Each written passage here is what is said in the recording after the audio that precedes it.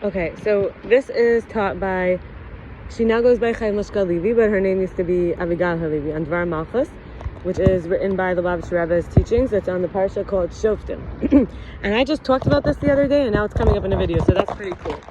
So I'm in a park, so that's the background. It says, in the beginning of Shoftim, it says to appoint judges and officers at the gates. And this is like how the limbs are the gates led by the intellectual faculties, the judgments.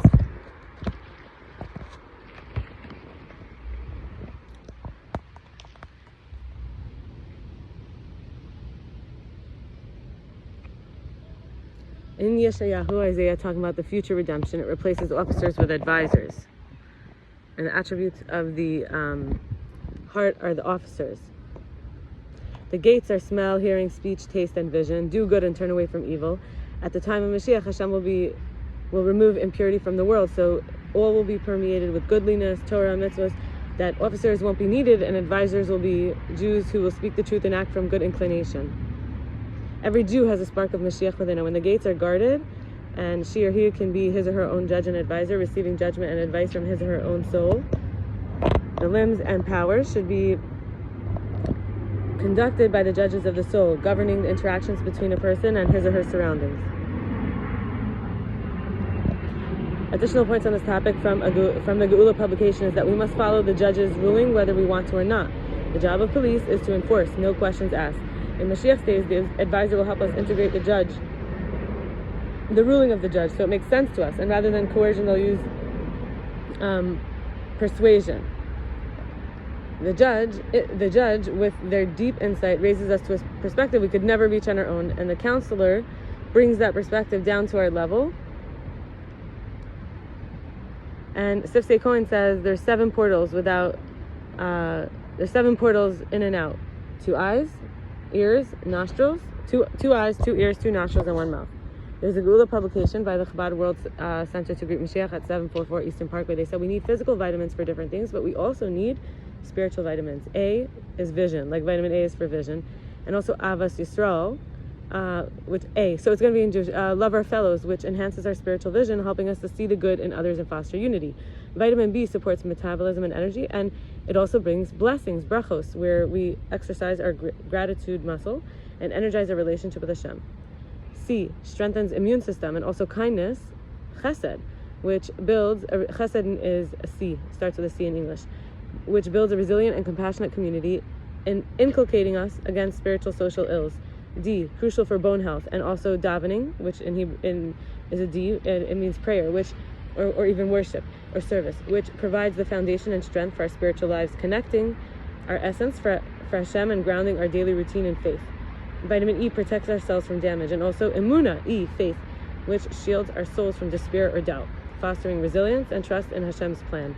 For overall health and longevity, physicians recommend focusing on consuming a rich diet in fruits, veggies, whole grains, nuts, legumes, along with cardiovascular exercise and resistance training to build muscle mass. Okay, so basically you don't only want to focus on your vitamins, you also want to make sure you're healthy and you're doing some strength training and cardio.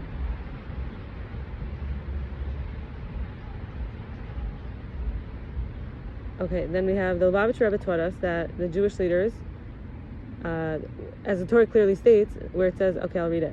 The members of the greater court were to gird themselves with ropes of iron and make the rounds in all the inhabited place of Israel and teach all Israel. The Jewish leaders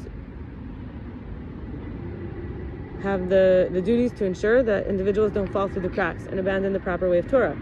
Like someone murdering his godly Jewish soul with the degradation it must endure, repeatedly acting this way like a lifeless corpse in an open field, which the Torah says in Parsha Shoftim, in a lifeless corpse found in an open field, the elders of the nearest city have to take a 1-year-old calf that had never had a yoke on it to the river and proclaim, our hands didn't spill this blood and our eyes didn't see. That's called the egla arufa, breaking its neck. The fact that the murder happened in their domain shows that there's something wrong with their leadership. They don't know who the murderer is. Another thing I want to share is called Internal Success Revolution by Rebbetzin Yael kaisman. She says, we live in an externally based world. We get rewarded for results that we didn't absolutely control. Our efforts are almost never a factor in determining our greatness. 2, there are winners and losers, and everybody must worry about losing. 3, successes are passing realities that can be undermined by my own failures or other people's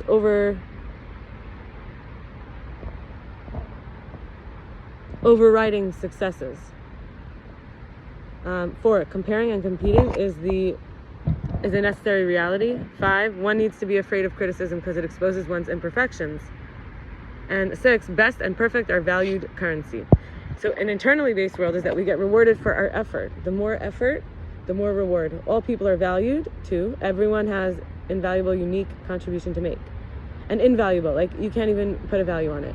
3, internal successes, using one's tools to own and expand one's character traits, create an external glow from which a person will benefit for all eternity. 4, inspiration is the motivation that drives the internally based world. 5, and it's called like inspiration. You have to feel inspired. You're inspirited. 5, we view criticism as an opportunity to expand and more deeply express our great value. I would say as long as it's constructive. There is no 6, there's no word for best in Lashon HaKodesh, biblical Hebrew. Everyone is their own race. And from Rabbi Moshe Feinstein, we learn every person's life is measured out. One person receives a large vessel and another receives but a small vessel. Each person needs to fill up his vessel fully. When a simple Jew fills up his vessel fully, he's bigger than the big person who didn't fill up his vessel fully. Chovos halevovos shaar 6 says, when you feel superior to be cause of a physical or material achievement, know that the feeling reflects the degree to which Hashem's presence is absent from your life.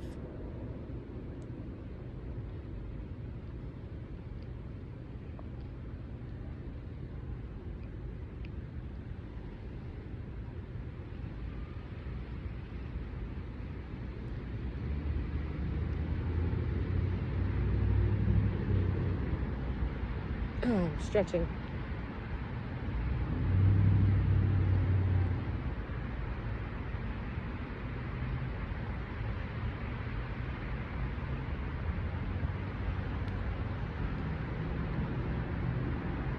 When you feel superior because of a physical or material achievement, know that the feeling reflects the degree to which Hashem's presence is absent from your life. Okay, fine. In greatness, how could you feel that great? Okay, Rabbi Hirsh in Haftoras, and even though human beings will always remain differently gifted in riches, power, and physical and spiritual abilities, for that belongs to God's plan.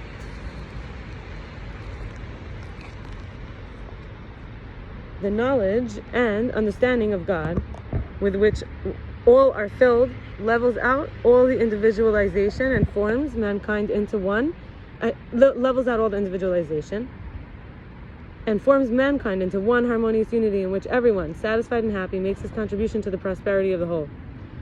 Okay, we're going to change now based on the two things here, 2 more things. So Rabbi Bentzion Shaffer's tips on relationships, on healthy relationship. 1, praise, not criticism. 2, don't try to change the other person. 3, try to share my interior world and try to receive the other's interior world.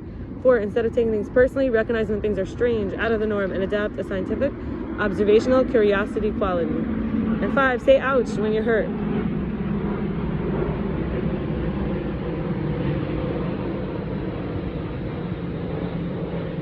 Okay, and actually I think we're going to stop here, and I will do another video because it